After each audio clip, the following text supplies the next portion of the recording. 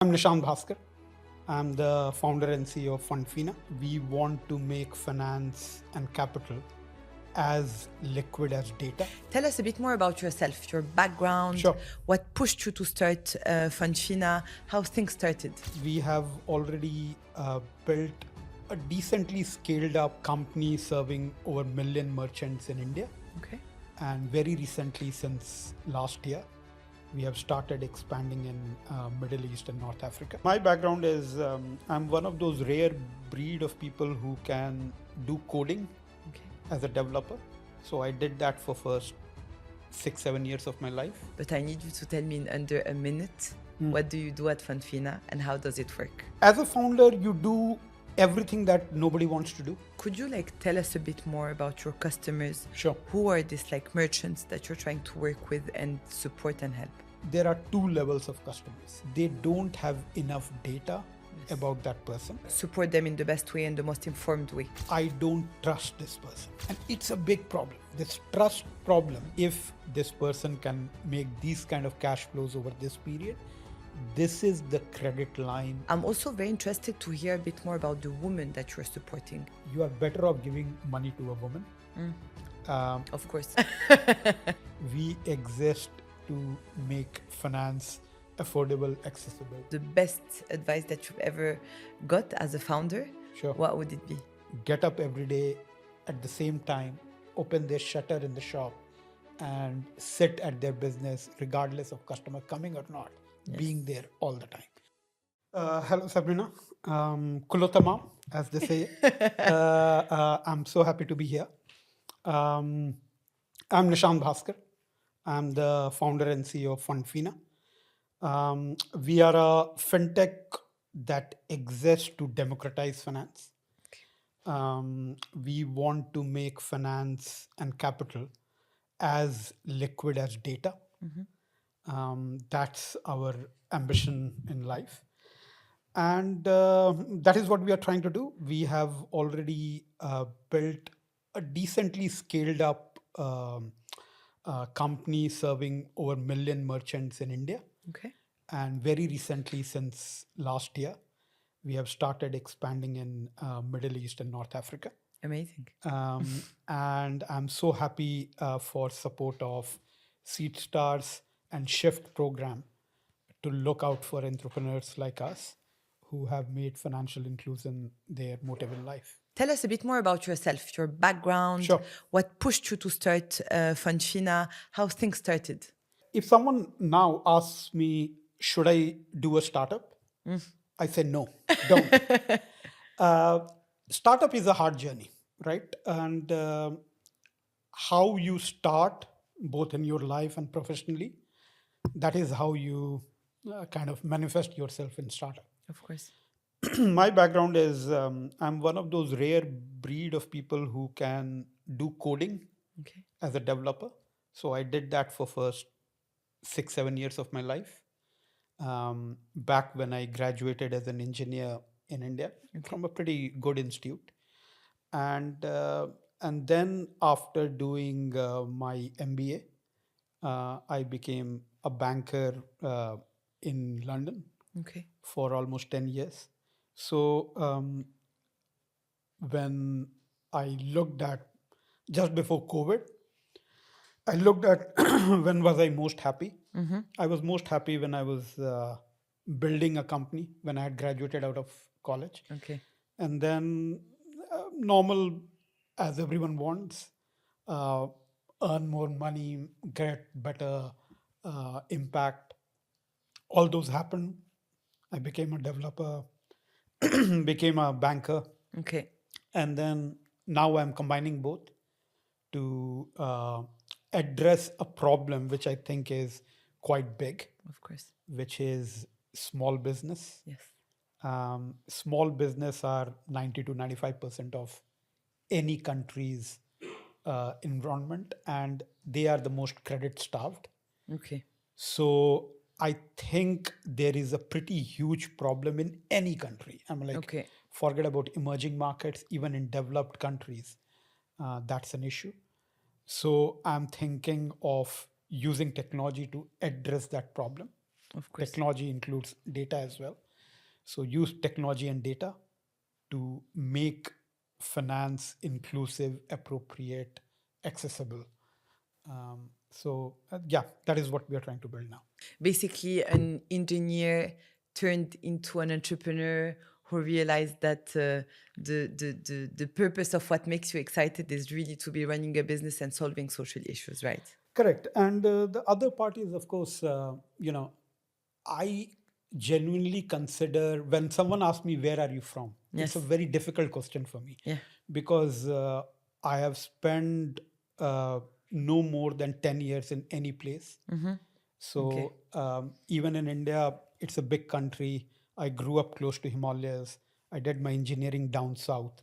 It could be a completely different country. Language is different. People look different. Yes. Food is different. And then after that, when I started the company, it was sold to Hewlett Packard, Okay. HP. I ended up in US for a long time. Okay. After doing MBA, I was in UK, London for a long time. And then when I've started the company, it is back in India. Okay. So I no more consider myself from any particular place, Yes. but there are elements that I take from each of the place. So I'm as much a Londoner as am I a Mumbaiker or a Bangalorean, Of course. or the place where I come from, which is Bihar and Jharkhand. Okay. So I'm as much as that. But you pick up from every place. Like even yesterday when I was at Pyramid, thanks to Seedstar for organizing some of those trips, you can't not marvel at engineering and just the essence of that place, right? So Absolutely. so yeah, I will take something from even Cairo and Egypt. Of So course. and hopefully I can do some business over here. Amazing. But at the end of the day, I guess that we're like a product of all of the experiences that we live, right? Totally. What do you do at Fundfina and how does it work? As I said, I have been a developer, I have been a banker. So I understand fair bit of technology, commercialization of how to make money using financial products. So at Fundfina, I really look after the technology aspect and the whole risk element of when you give out money, who should you give out to, what is the risk involved. So those two are the Okay. two key things. And any startup founder, as at least the executive, they are marketer and sales. Yeah. Sales is everyone's job. Of You course. have to sell your company, your idea all the time, 100%. just like as I'm doing now as well. So yeah, sales and business development is everyone's job. Since you've mentioned in your answer right now a bit like the people that you serve, could you like tell us a bit more about your customers? Sure. Who are these like merchants that you're trying to work with and support and help? Sure. So as a company, we define Fundfina. We are a infrastructure, financing infrastructure providers. So for us, there are two levels of customers whom we sell infrastructure to. So infrastructure could be sold to any banks, any fintech company. It could be to any of the marketplaces. That is first level of customer. The second level of customers is who do these institutions serve? And typically we gravitate towards institutions that serve micro, small, and medium enterprises. So MSMEs, as we call it in our world. So we have two level of customers, people whom we sell infrastructure to, and as a result of that infrastructure, who do this. And these could be small retailers, it could be big retailers, it could be someone serving a very small pharmaceutical shop in a very remote town. It could be someone who is a wholesale pharmaceutical providers in Cairo, for example, for a particular area. So it varies. The heterogeneity of who we serve is quite big, but it is the two levels: institutions and then the end MSMEs.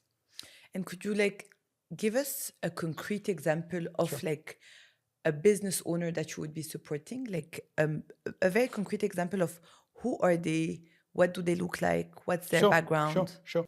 So when we started the company, one of the main things we discovered is that despite 90 to 95% of businesses of any country are small businesses, they're not being served. And being as a banker, I know why they're not being served, because they're not perceived to be credit worthy enough. And that perception of institutions of why someone shouldn't be given is two factors. One, they don't have enough data Yes. about that person, verifiable sources of data. And even if they have data, the institutions have data, they can't make sense of that data. What is it telling us? Yes. And the third factor, which is very much emerging markets focus. So I find it in India, I find it in Africa. I think it starts from a place of I don't trust this person. Yes. And it's a big problem, this trust problem, all the time. Even yesterday in the evening, I was having conversations with my fellow founder, Michael, on collections. Yes. Um so in emerging markets and most of the markets, it starts from a mentality that I don't trust this person, so I shouldn't give out credit to this person. Yes. That needs to be spin on its head. I think the if you really look at any banking model, you should start from I trust this person, and if there are certain bad apples for whatever reason, intentionality or affordability, then that is cost of doing business. Yes. 100%. Typically, that cost of doing business, if it is 2% to 4%, it is fine. If it is more than 5%, it's a problem. You can't make money. So, for example, I will give you a concrete example of a small business. Yes. And these small businesses are 7 out of 10 of businesses in most countries. They are being neglected by banks, they are being neglected by non banking corporations. So, the first thing is we said that, okay, if I have to give a pharmacist who has provided the most essential service during COVID times, I don't know how many of us remember COVID. Um, we were shut for almost 1.5, 2 years. The only shops that were open were groceries and pharmaceutical essential services. And the fact is, then people realized how important these links are in the community that you live in. And we have to make sure that these people prosper. They have get by, they have, and most of the time, their problem is they're asset light. So they don't own assets, but they are data rich. At least in emerging Yes. markets, like in India, everyone is using phone to do whatever. So they are very data rich, but asset light. Got you. And the small pharmacist, in particular times, they need huge amount of inventory that they need to stock, just like COVID times, or it could be seasonality, and they don't have the money to buy it. Okay. What do? They forego their growth and business. Yes. That is how they operate. So uh, it is important for financial institutions lender who started in this world to do the credit facilitation from deposits to everyone, that they identify these people and price them up rightly and give out credit freely to them. And one way we have figured out how to do it is we have found very novel way of predicting cash flows Okay. of a small business. So over next 30 days to 360 days, how much of business will this small retailer or entrepreneur do? That is what we have figured out. And we have employed a lot of AI, ML, machine learning, advanced regression, neural networks techniques to make that prediction. Okay. So Very interesting. So you're yeah, able to very much forecast the cash flow of these companies to be able to like correct. support them in the best way and the most informed way. Correct. So we have figured that out. And on back of that, we say that if this person can make these kind of cash flows over this period, this is the credit line that a financial institution should Very clear. extend to them. Okay. and we make sure that it is extended month on month, month on month. Very interesting, and to continue on that point of the customers that you're trying to serve, there was this very important point that you said, which is I think the cornerstone also of the product that you've built, is that the lack of data is not allowing institutions to make very informed decisions. And this is where you tried to jump in and support a bit with the forecast and everything that you're trying to do. Since we're very much trying to work together on gender inclusive fintech, I'm also very interested to hear a bit more about the women that you're supporting. Sure. I want to understand what is the work that you did internally to be able to understand the needs of the woman. How did you go about that? I think in India we have done close to 1.4 million merchants. So we have served close to 1.4 million merchants. And our modus operandi is that it is B2B2B. So the middle B is a marketplaces. So typically we will tie up with a marketplace, and who they serve, we will then serve them. But tying up with the marketplace is very important, not only to access the end MSMEs, but also to get verifiable sources of data. We want data from the payment system and the ERP systems so that we can make informed decision and present it to our lending partners, financial institutions.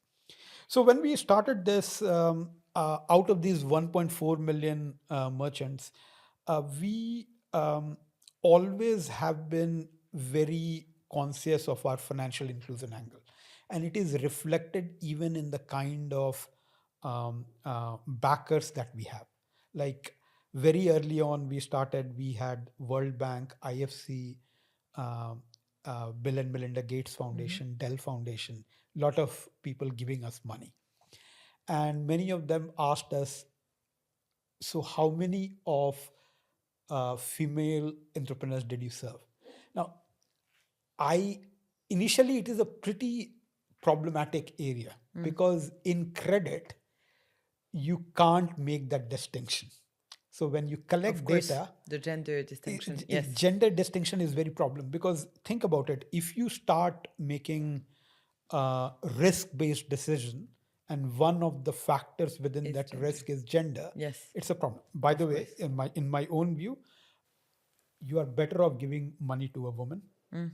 Of course. Well, you always do without even knowing it, but you have to, because I think overall, anecdotally, you have better chances of uh, both collecting the money and on time payments. Yes. And that is proven through number of combined group kind of lending schemes Okay. in microfinance world. It's a well documented, data driven thing. So we tried to do it in some other ways on a consent basis and on voluntary basis. We sent out a lot of data to all our entrepreneurs to declare how many of them are women, but not to be used in any of the credit parameters. Okay. Very clear. And we figured out that about 17% were women. So out of 1.4 million, 17% were women. But here comes another one. We also figured out, at least in India, that um, almost like 8 to 9% of who declared as women were actually women in name only, because men were running the show in the print. So Okay. husbands had used wife's name to set Yes. up the KYC and Clear. all. Yeah. So overall, I think we were serving 10 to 9%, but equally that gave us idea of how to serve women as well. I'm like making sure that the family is taken care with the husband using the name. That was, we perceived that as one of the requirements of providing credit as well. So we factored some of those factors in the sense that we took both the income of and the work of husband and wife as well, and sometimes increase the credit line with the incentive of women being involved in certain training and programs to run the business. Yeah, so I'm guessing that it's not a straightforward process at all. There are like many obstacles and challenges that you need to understand to be able to actually reach the level of data and knowledge that you're able Correct. to take informed decision based on. So that's quite clear. My question to you now is that obviously if we're here today is that because we've collaborated together as part of the Shift program.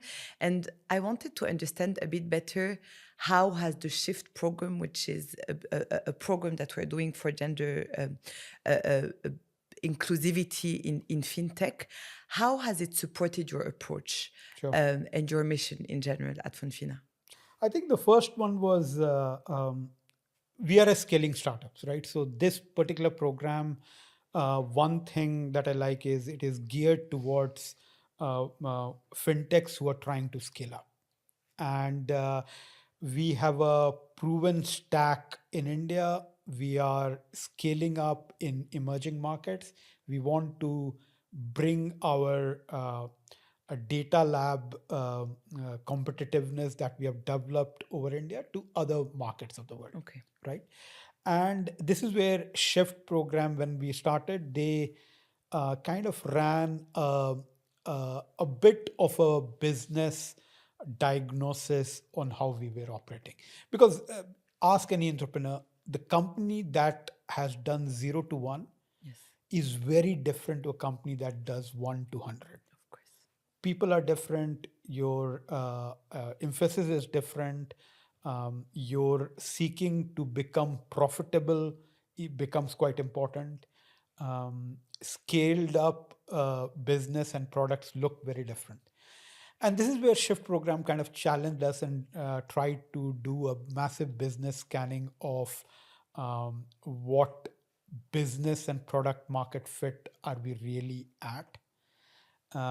There is also a very sprint style program of run a particular launch, maybe in a new country like Egypt or Qatar or Dubai, wherever your market is. Just run it as a sprint. Be very focused on couple of things only. Yes. Don't try to do a lot. And some of those you require as an external kind of parties like Shift that brings you back to what is really important and challenge you with what you have been doing, because you fall into a very normal behavior once you operate for 3-4 years. So it is always good to kind of re-energize. Some fresh air into Some the fresh business. air, fresh perspective Yes. is very important. And then also bring you back to why did you exist? I'm like, as I said early, we exist to make finance affordable, accessible, appropriate. And and Shift program is kind of asking us back to look at that, particularly on 30 to 40% of a sector which is women or gender linked or impact linked program. So it is good to be just challenged back to almost like questions from foundational level. For that, as we're reaching the end of the discussion, Sure. there is one last question that I want to ask you. If you are to tell us or to share with us the best advice that you've ever got as a founder, Sure. what would it be? I think there are a couple of things. One thing definitely is stick with it. Founder journey is very hard. That is what when I said early, if anyone asks you, would you start? I would say no. But if you do that madness, stick with it for as long Yes. as possible. Yashant, it was a real pleasure to talk to you today and have that conversation. Thank you so much for the insights, and we wish you the best of luck. Thank you.